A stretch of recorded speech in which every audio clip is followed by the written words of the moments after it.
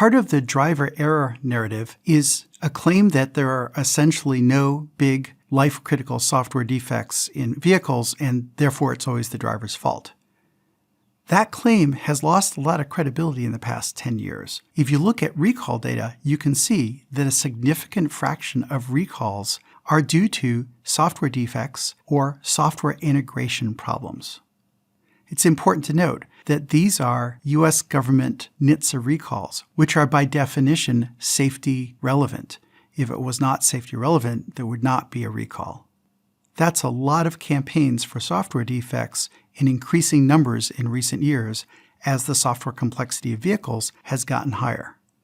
There's no reason to believe this trend will reverse itself when automated driving systems, which are even more complicated software than is in current vehicles, become the norm.